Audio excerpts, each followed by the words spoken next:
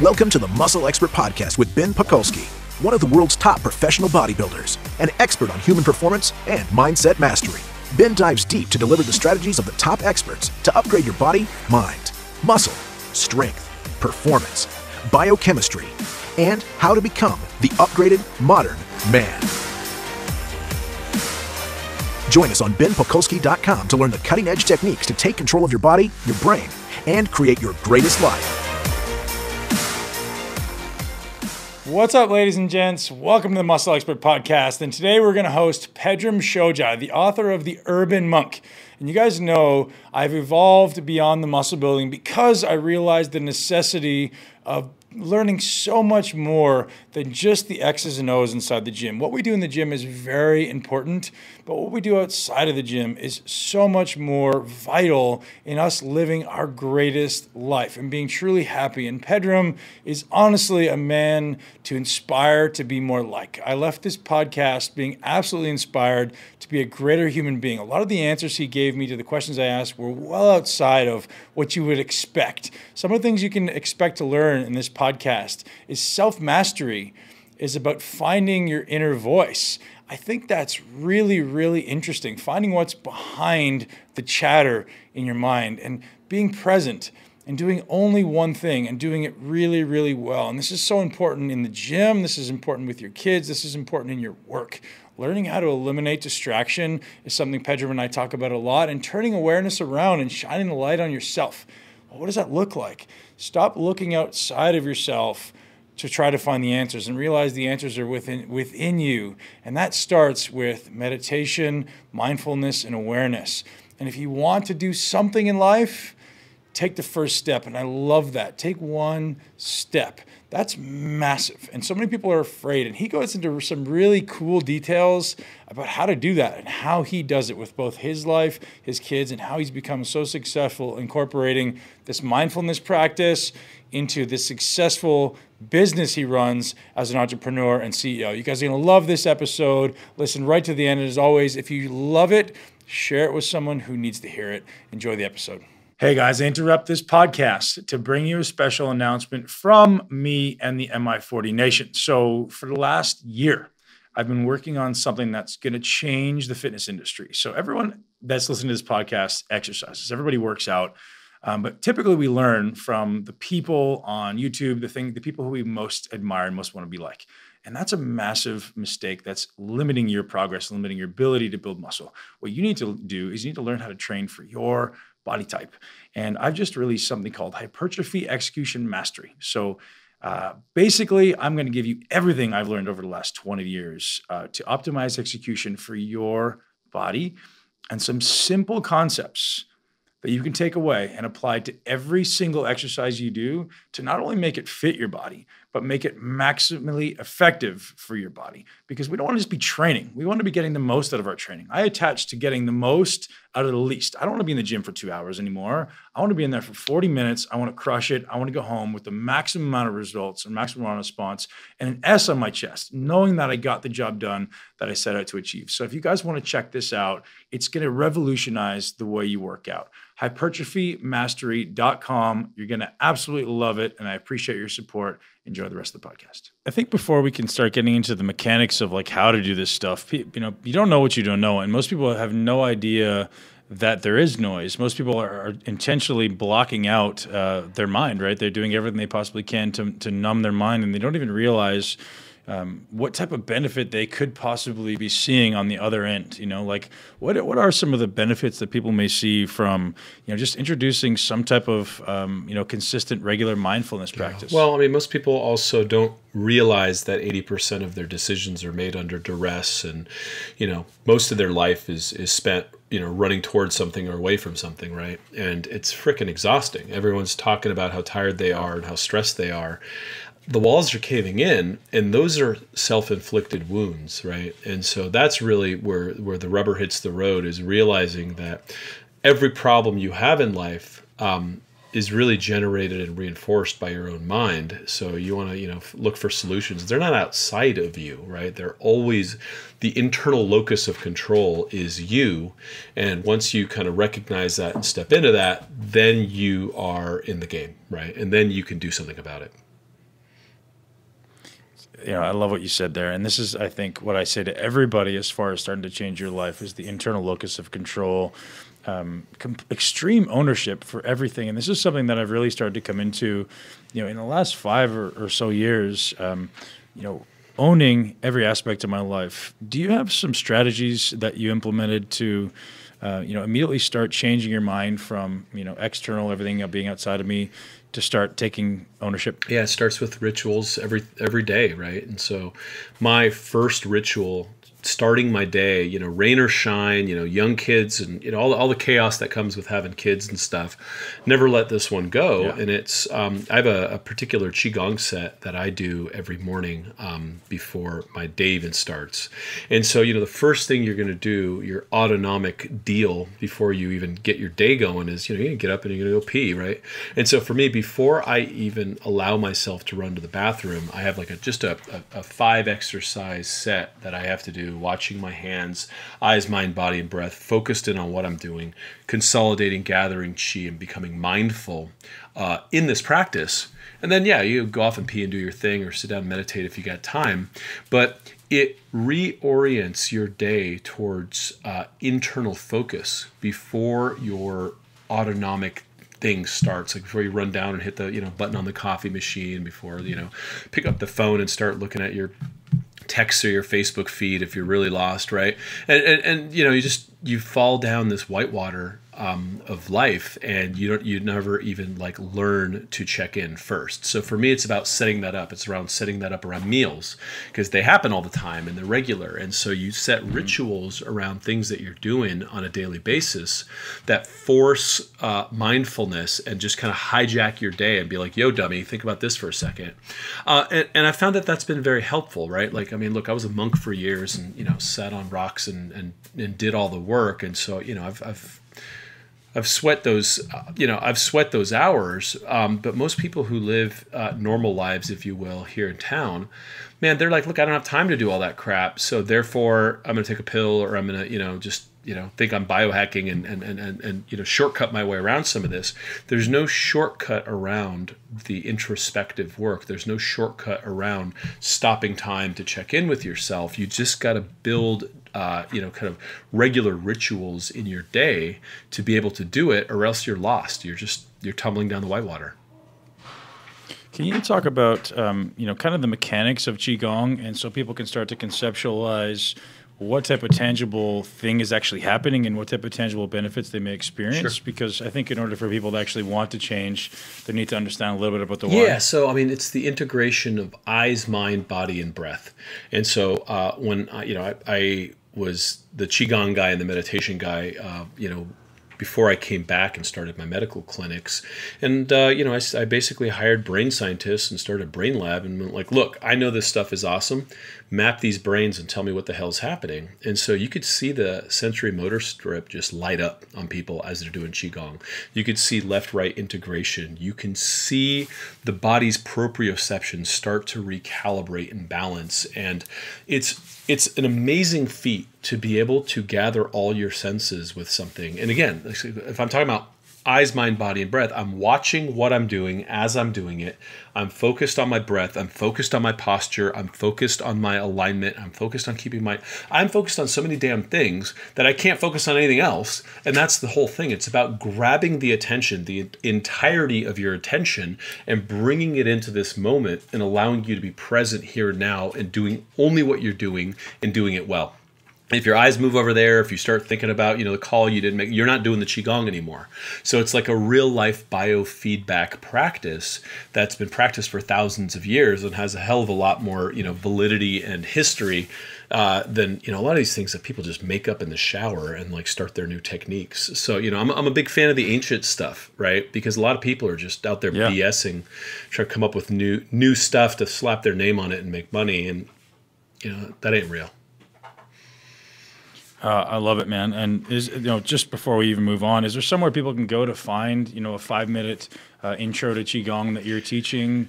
Because I'll tell you what, I'd love to do it, and I wouldn't even know where to start, right? And I would, kind of want the baby steps. I got a ton of them for free on theurbanmonk.com. I have this thing called the 7-Day Reboot. It's been up for years. It's just a lot of practices, meditation downloads. share a lot of stuff out there with the world. And, the sad part is, you could share it, you could lead a horse to water, but at the end of the day, it's like, you could even do it once and be like, oh, that was cool, and then move on with your life. It's not going to work for you that way, right? Like, it's just, you got to do it. And when you do it, all of a sudden you're like, wow, everything's working better. My life is better. The friction's gone. So, I could dangle it all out there in the universe, and, the serious people who do it are the ones whose lives change. So one of the things you mentioned there that I want to touch on is, you said you've been a monk, and I think that's not something you can pass over, because so many people say, I'm not willing to do that. I don't have the time. I don't have the desire. So maybe therefore that may be a deterrent from them even starting Qi Gong and meditation.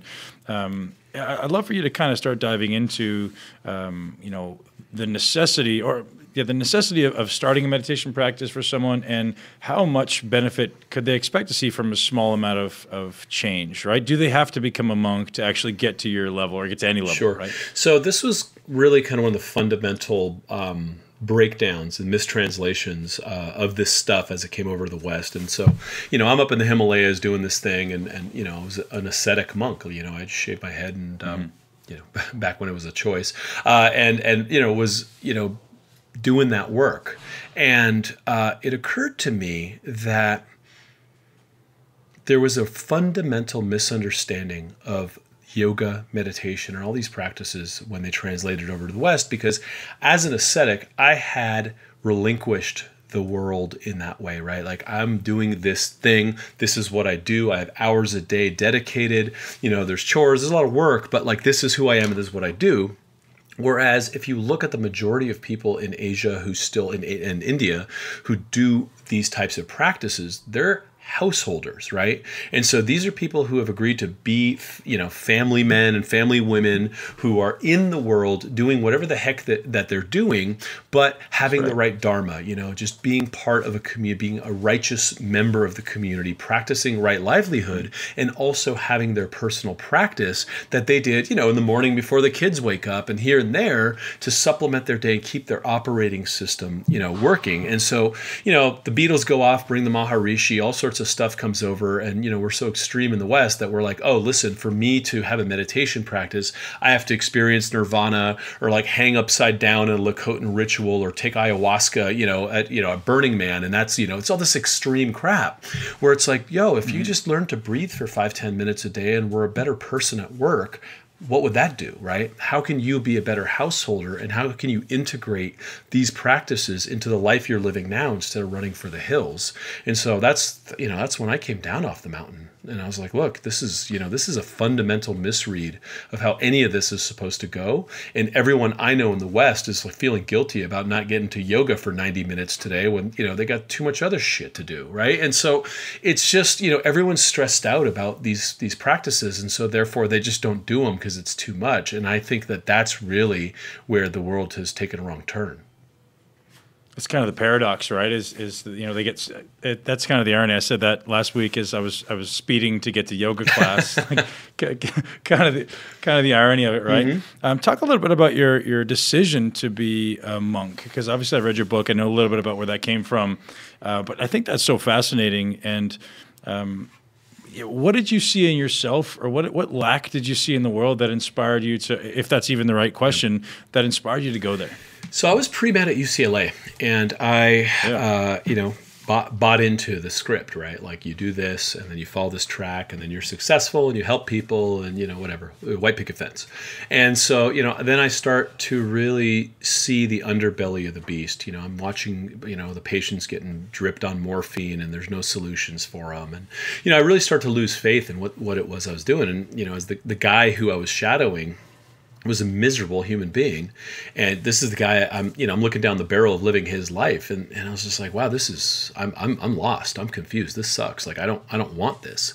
And so at the same time, I'd started a Tai Chi practice. Some Japanese guy showed up at UCLA and was teaching, and you could feel the life, you could feel the energy coursing through your veins, and you're like, wow. And I'm a martial artist, so all of a sudden I'm hitting harder and I'm jumping higher, and I'm like, wow, this stuff is really like impacting my performance. I feel better. I look better. I mean, all of it, right?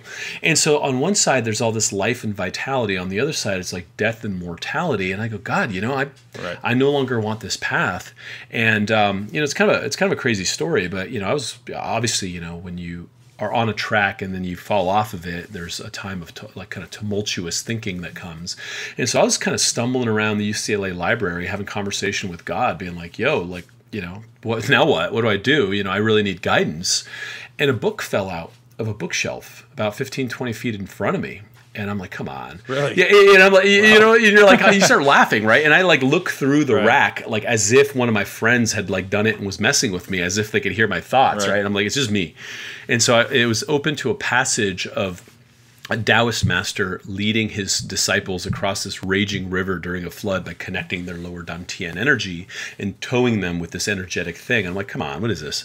And but because books normally don't fall out of bookshelves, I was like, I was like, I should probably read this. Yeah, I'm going to take this. Yeah. So I read the book that night. It was called The Wandering Taoist. And the next day, I actually found a Taoist Kung Fu school not too far and, dragged a buddy of mine down with me. And as I walk into the waiting room, the master comes across the whole studio, points straight at me, not at my buddy, and goes, "Oh, you're here. I've been waiting for you." I was like, I guess I am, right? And so next thing I know, he turned out to be the senior student of one of the most illustrious masters that escaped from China. And I just got pulled into lineage. And, like grown up wanting to be a Jedi, this actually was that path, right? I was just all of a sudden we're doing all sorts of crazy cool things. I'm able to swing from vines and, flip around and do all sorts of cool things that made me better. And the deal was you don't leave your school, you don't mess around. I was taking 24 units at UCLA, getting straight A's. And it was just about being better because Kung Fu means hard work. And, I bit into the operating system. And, next thing I know, they're like, listen, I really want you to consider becoming a monk of the lineage. You've got what it takes. And I didn't even really have much time to think about it. I said yes before I even knew what I was doing. And I was in. So tell me a little bit about, if you don't mind me prying into your personal business, when he pointed at you and said, you're the one, did he have an explanation for that or where did that go? No, I was just like, who's this guy? Right? Like you just get... Yeah, with first the book and then the guy going, I know you. Well, that's it. I mean, the auspices under which I got there was me asking God for help. And then at that point, it's kind of, it's like the revelation, right? You just get out of the way and just kind of follow those breadcrumbs. And so, of course he said that, right, is really, the way that would roll. So I was just like, all right, I'm on this magical, carpet ride now. And so where's this going to go? And so as all these things kind of unfolded and he's like, be a monk, it was like, okay, well, you asked for guidance and this feels right. Just get the heck out of the way. And I did, right? You just get out of the way and then, an amazing life shows up for you. So many people in the Western world are kind of striving for this divine enlightenment. Is that what you went into monkhood seeking? And do you think that's a reasonable quest for people in the Western world?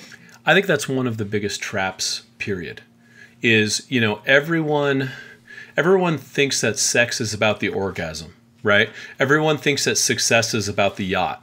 Right? The West is completely lost in that. And it's all this experience of some sort of like nirvana bliss, that you might as well just take LSD for, right? Like it is an absolute trap to even consider enlightenment and all these types of things as part of it. For me, it's about bettering yourself, facing your demons, becoming a better version of you, upgrading your operating system, and finding peace by understanding how your mind works.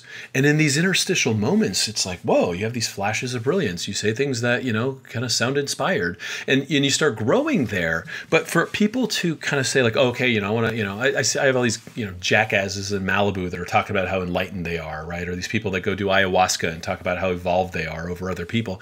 That's all ego.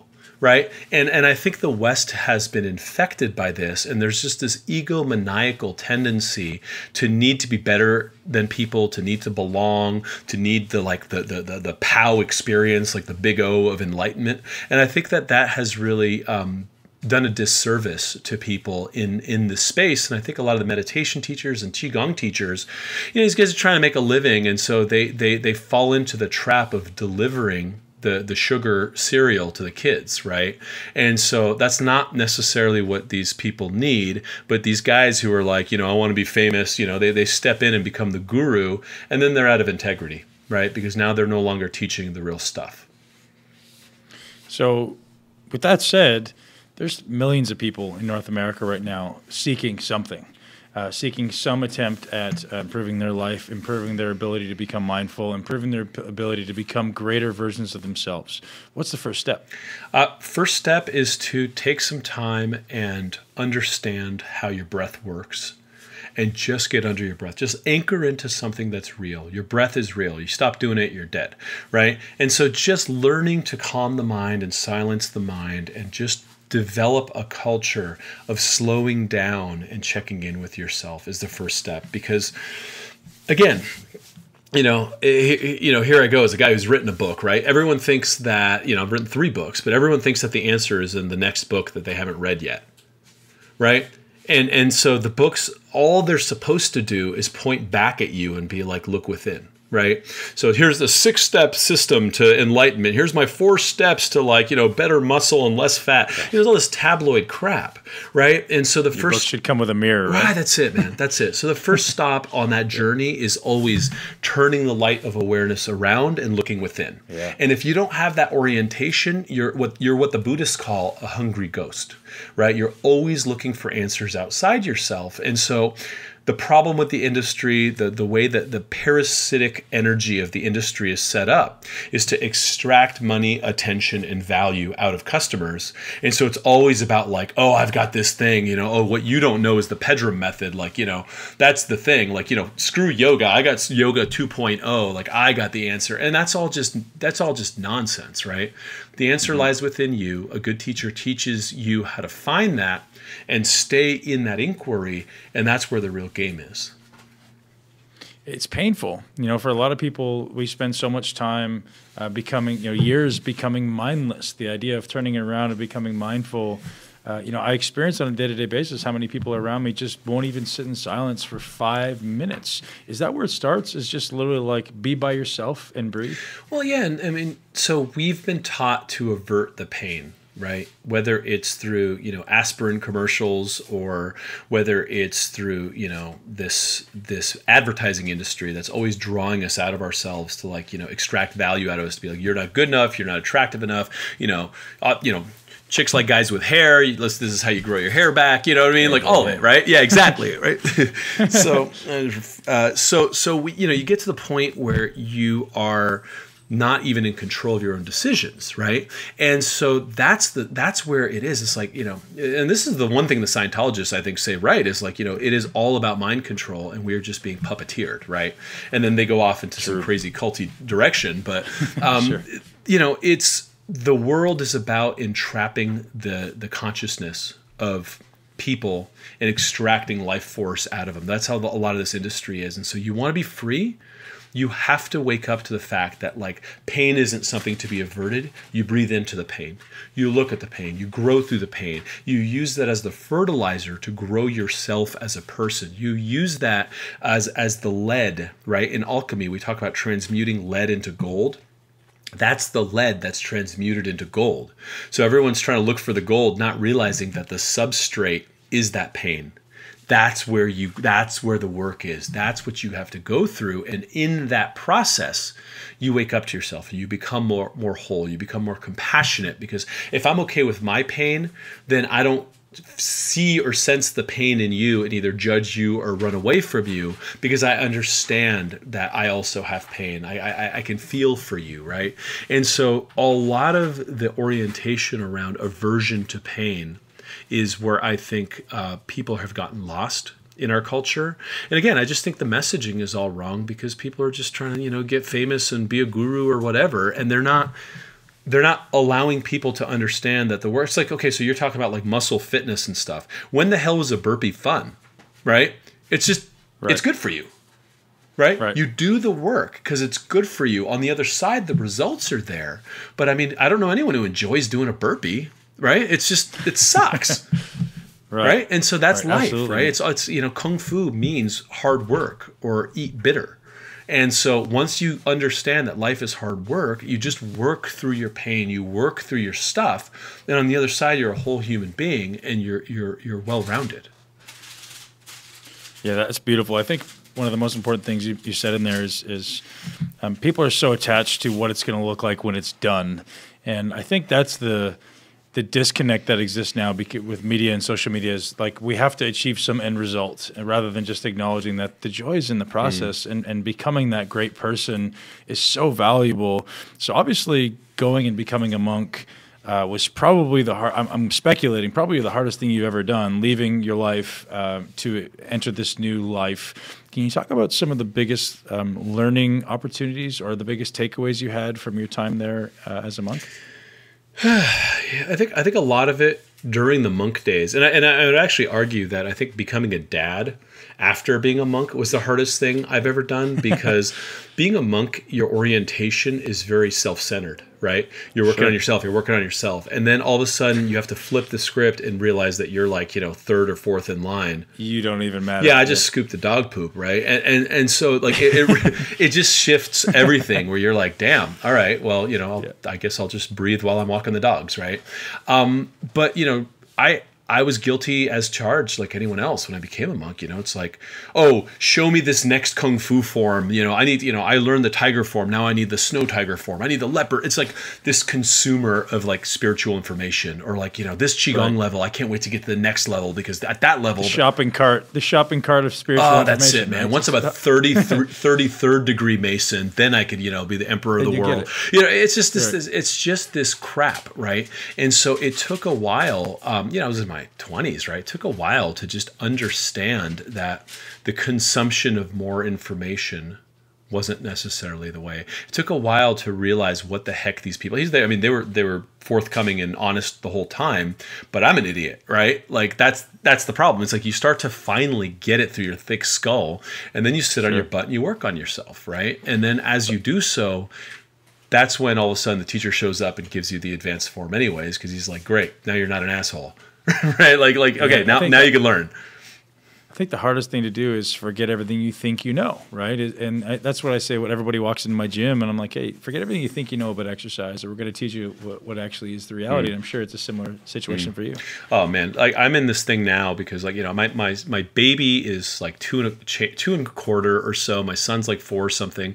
Like we're starting to get out again, and I'm like, you know, I want to get my backflip back. And so I'm in this parkour gym, you know, with all kinds of old martial arts injuries and stuff. And like my whole thing with it has been like, no, come on. So I take my camera guys with me because the camera guys are like, hey, I need people to understand that this 42-year-old dad bod getting back into like Kung Fu shape isn't always pretty, right? And so I'm like, don't edit any of this crap out. Like this is the parkour. This is the work, right? When you see the guy doing like a triple flip dismount and like, you know, kind of calling his shots, man, that is after so many ugly moments that no one wants to see. And like, this is the work, right? Like every single bad flip is what leads to the excellence, you know, in this person's. Like, what am I doing? Am I not jumping right? Am I not flicking my knees up? Was I not thinking? You know, and so that's the process. And to me, that's way more important than like the beautiful backflip because yeah, once you've gotten there, you've already learned that lesson, right? Then it's time to kind of, you know, go further. There's so much beauty in what you just said there. And I think the thing that people refuse to acknowledge is it's the fear in themselves that they won't succeed, right? They won't subject themselves to, like, I wouldn't put myself trying to do a backflip on a video because I don't even know that I will ever succeed, right? Whereas if you believe so wholeheartedly in yourself that no matter what happens, how many times you got to fall on your face, eventually you're going to get it. That's just that. There's a lot of character building in that in itself, right? It's like, I'm going to put myself on the line here and I'm going to do it no matter what.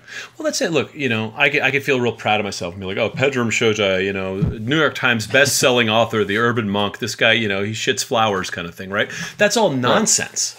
that's all nonsense. You know, Don Juan used to have Carlos Castaneda go and become like a busboy randomly in some random restaurant and take orders from like people because he was like, stop taking yourself so seriously. You're nobody. Right. And that's it. It's like every day you just got to start over and be like, you know, I'm nobody and I'm here to learn. And you just got to kind of show up and be humble, because that's when you start learning. That's when you get better. Right. And so for me, I've had my teeth kicked in over that in the martial arts over these years. It's just like anytime like you lack humility, like you're getting demonstrated on, and like somehow you're the guy taking the punches in front of the class. And it's just kind of built into my operating system now, where you're just like, man, you know, it's like as soon as I think I'm cool, that's when the punch is coming. Pedram, there's so much to be learned in that, and I think that's hard for people is to realize that you are the student, and how do people start becoming more aware of their ego and then overcoming their ego? And I guess the third question to that is, what if people don't want to change their ego? Like, is there a way to overcome these things? And become aware of it, I guess. But do you have any recommendations? I think that's also another misread. I mean, we could be here for days, but I also think that, you know, this Buddhist notion of ego and, you know, being egoless also doesn't really interface with kind of Western Judeo-Christian culture, because we are kind of an ego-driven culture, and that's also like our, you know, there's the old world is interdependent, new world is independent, right? And so there's all sorts of like differences between, you know, Occident and Orient type of thing. And I think that having a healthy ego, like having a storefront that allows you to like be excellent and kind of use that to kind of progress and excel in life, is healthy. And so I actually believe in having a healthy ego and an ability to kind of refine your ego into kind of, you know, just kind of shaving off the rough edges so that you can interface with people better, and you can have a storefront that makes you kind of an easier person to engage with, a better person to deal with. You know, like as a dad, you don't want to be the big dog. You want to be compassionate and all sorts of things. So, you know, I think working on the ego is also like, you know, a sculptor's job that comes with, you know, facing your humility, working on your strengths, and really facing your weaknesses in a way that just helps you evolve as a person. And so, I mean, it's a big conversation, but, you know, again, it's another one of these weird kind of misreads of Eastern culture that I think has permeated like this yogic thinking. Like, I don't know an egoless person. I've never met one, and I've met the Dalai Lama. I've studied with them. You know, like everyone still needs an ego to just be able to like walk through the street. Sure. One of the terms that I heard you use at one point was conscious capitalism, and you obviously still own a very successful business, well.org. How do you start integrating, or how did you begin integrating the idea of living in this capitalist society with the mindfulness, love-centered attitude that you exude? So the pain on reentry, right, of being an ascetic monk and then, you know, being told and kind of deciding to join the world again, you know, puts you square in the crosshairs of that, you know, of that deal where it's just like, wow, okay, like, so now I have to generate money and pay for things. And, you know, so I have a big business and it costs a lot of money. And so you're constantly looking at how to generate money. And then at first it's like, oh my God, these people, like the competitors, there's so many people out there that are just crap. Yeah, lying and like, you know, smoking cigarettes behind the scenes, and like, you know, just they're in the health industry, it just alone. I mean, and these personal development people, I mean, there's just charlatans everywhere. So you start to see the devil around every turn, and you're like, oh my God, like this is, it's permeated everything. And so I really started looking at right livelihood. You know, my last film was on conscious capitalism, just being like, who's doing this right? Who is ethically making the world better with everything they do? Every footstep grows flowers behind them. And, you know, that is the way of the future if we're going to survive. And so I've spent a lot of time doing that. You know, I spent a lot of time looking at the footprint, everything we do. We look at the wake of our actions at well.org. And it's, you know, it's not always easy, you know, like I'm burning some sort of energy now, but I'm offsetting it with like carbon credits. Like it's, you know, you live in the world, you have a wake. But then the question becomes, how can you just better that every day? How can you make what you do drive more meaning and purpose, and really kind of align with, you know, who you are inside? Because a lot of people will, you know, do what they do at work and then give at church, you know, and so there's always this kind of like, you know, it's always like the mob boss who's asking for, you know, forgiveness in the confessionals on Sunday after whacking people all week, right? And that model is no longer going to work either. There's none of this like, you know, clearing karma afterwards that we can afford. So, it's a tough one, right? Because the good people of the world repel money. And so, a lot of the sociopaths are like, great, we'll take it. And they control the politics. They control, a lot of the economy.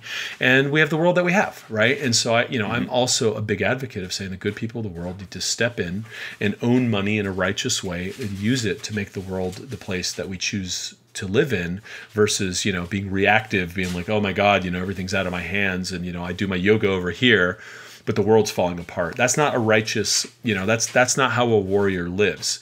And you know what?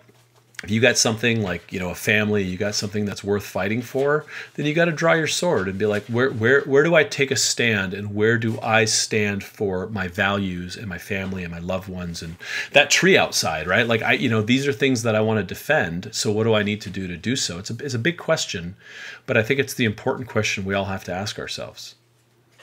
As an evolved man and a business owner, do you have any fear, or do you still have fear about remaining competitive in a cutthroat world? Like it's. I think a lot of people have this fear. Even myself at some points, like this fear about like, hey, I want to be a successful businessman because I want to create wealth so that I can give back. But then you're dealing with these people, like you say, who are in the fitness industry, smoking cigarettes behind the scenes. How do you overcome that fear? And is there a fear for you? And if so, how do you overcome it? Yeah, I think the kind of 1.0 version of this consciousness that I think we're kind of growing out of is this myth of scarcity, right? Where, everyone's fighting over a slice of pie, and the pie is a finite thing, and there's only this many people that are customers, and they're getting market share and all this kind of stuff. And you know what? I've always believed in delivering value and making the pie bigger and really stacking value for everyone involved. And so, if you go to that fear, it becomes a race to the bottom. And if you just kind of lay yourself on the sacrificial altar of service and be like, listen, I'm going to do the best work I can. I'm going to help people at every turn, and I'm going to be raw and authentic, and I'm just going to do great work. People see that, man. People see the nonsense. You get a lot of people that get kind of stuck on the flypaper, but eventually they see it. People could smell BS. And so, these methods are starting to go away as people are waking up to them. And so really, I think the economy of the future is just going to be raw, authentic people that are about win-wins. They're going to continue to inspire people to grow. And, look, the thing that I help someone with, I know a lot of people that kind of like, they found some watering hole, they've been fishing at it for like 20 years, and they're just bored, right? And so it's like, okay, that's great, you're making money over there, but like, what have you done lately? So I inspire all my friends. It's like, hey, like I love that film you made 6 years ago. What's next, homie? Like the conversation has moved forward. Like what I did a few years ago is not even that relevant anymore because the world has moved. And so, as long as I continue to grow, my business will continue to grow, my message will continue to grow, and I don't have to worry about it because I'm kind of evolving with the universe. It's like this fractal that's just opening, and you're riding that wave versus, kind of fighting against change. So I think letting go of that and trusting, kind of like what I did with the book and, the guy that was like, you've shown up. That's the ride, right? And that's where the magic really lives. And I don't mean that even in an airy fairy way. Like, ask anyone whose life has kind of like just blossomed. There's just this je ne sais quoi about it where you just kind of like, you feel it, it feels right, you go with it, you keep doing the right thing, and, good things happen. Mm-hmm. Obviously, as someone who's very evolved, you've gone through a lot of evolution in your life, and people don't always seem to come along with you. Do you have any recommendation for people who are living this evolved life, doing their best to live their greatest life, and maybe the people around them aren't really on the same path? Yeah. Well, I guess I would start by saying, I don't know how evolved I am, right? Like I'm still a knuckle dragging brute, like in so many of my things, right? You just get to the point where you're like, wow, that was really dumb, idiot, right? It's like all this work that I've done, I'm just human, right? And so that's really the orientation, is really understanding that, evolution is something that's happening every moment. I was talking to Dr. Mayo of the Mayo Clinic years ago, and I was a young doc at the time, and I was like, yeah, well, with a name like yours, it must be easy. And the dude said something. He's like, I'm only as good as my last surgery, Pedram, every day. right? And so I'm only as good as the last interaction I had with my Labrador, with my wife, with my kids, with a customer.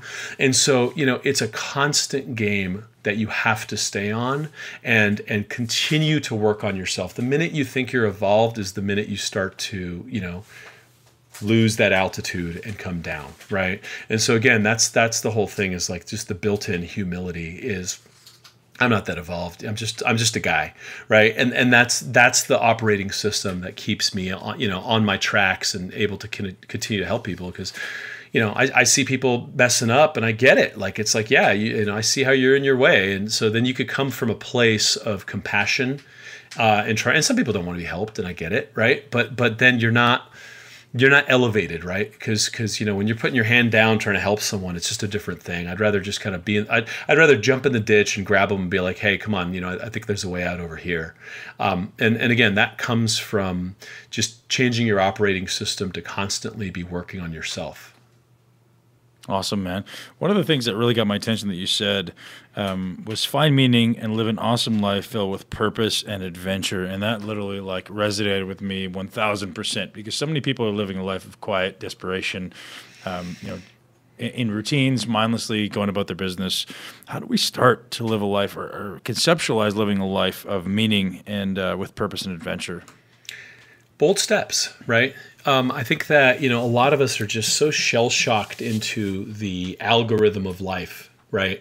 That we're like, well, we can't do this, we're looking at a new school for my kid, and we go to this Montessori school, and I sat there in the parking lot for 10 minutes. My wife got there, and I was like, nope, we're done. You just walked out, because the way these kids were just walking in like zombies, it was like this automaton training center for people that are just going to go work in some cubicle down the line. I'm like, not my kid. We're out of here, right? And so you look at all these places where we're on autopilot in our lives, and it's about just doing something awesome, right? The example I use, everyone's like, what that? My family thinks I'm a lunatic. They're like, why the hell is your old ass trying to do a backflip? I'm like, right. The better question is why not? Why right? not? Yeah. Because, it's a measure of flexibility. It's a measure of physics. It's a measure of all sorts of things. And it's just awesome. Have you not wanted to do something cool in your life? What, you know what I mean? And so it's like, you start thinking about that. It's like, oh, I've always wanted to see the pyramids. I'm like, all right, so when's the trip?